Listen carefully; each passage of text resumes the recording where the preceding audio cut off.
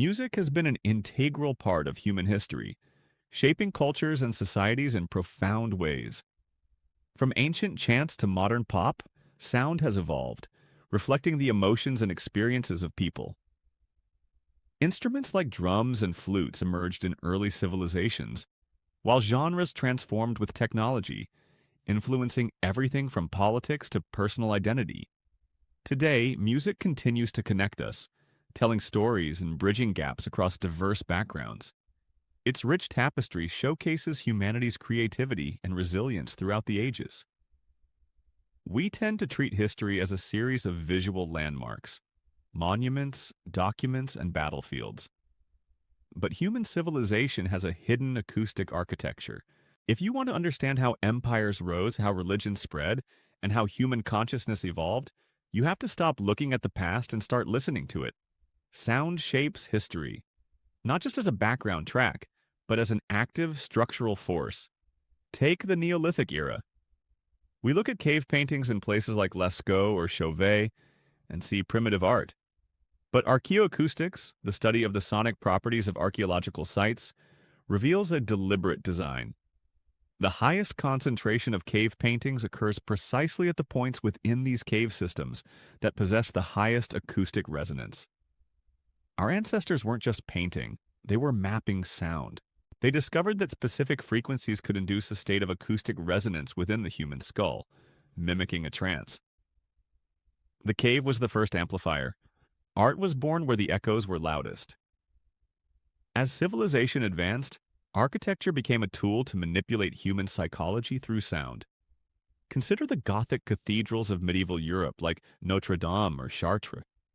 The soaring stone vaults were not just engineering marvels to catch the eye, they were acoustic instruments engineered to manipulate time. The massive stone surfaces created a reverberation time of up to 7 seconds. When a Gregorian chant was sung in these spaces, the notes would bleed into one another, creating a continuous, suspended wash of sound. To a medieval peasant accustomed to the dry, immediate acoustics of a mud brick hut or an open field, stepping into a cathedral was a jarring cognitive shift. The acoustics literally detached them from the physical world, creating a sensory illusion of eternity. Sound was used to anchor theological authority, but sound can also dismantle power. In 1789, during the French Revolution, the street song "Ah, ça ira" became a lethal weapon. It wasn't just the lyrics, it was the rhythm. It was a high-tempo, driving cadence that synchronized the physical movements of crowds. When thousands of people sing the same rhythm, their heart rates and breathing patterns begin to entrain. They lock into a single biological frequency. It transformed scattered individuals into a unified, unstoppable physical force. The state understood this. Throughout history, the first thing an occupying force controls isn't just the printing press, it's the soundscape. They silence the native bells, the native instruments, and the native language, replacing them with the sonic branding of the empire. In the 20th century, the weaponization of sound went industrial. The invention of the public address system changed geopolitics forever. Dictators of the 1930s didn't just rely on the content of their speeches, they relied on the acoustic pressure of amplification.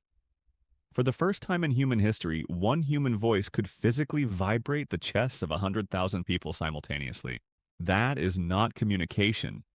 That is biological manipulation through low-frequency energy. Today, we live in the most acoustically engineered era in human history. Every environment you walk into, from a retail store to a digital app, is designed to manipulate your neurochemistry. High-tempo music in supermarkets accelerates your walking pace. Lower frequencies in luxury spaces slow you down, extending your dwell time and increasing expenditure. We think we are listening to music for pleasure. The reality is, sound has always been an invisible scaffolding, quietly directing human behavior, culture, and power from the shadows. If you want to see where the future is going, start paying attention to what you are hearing.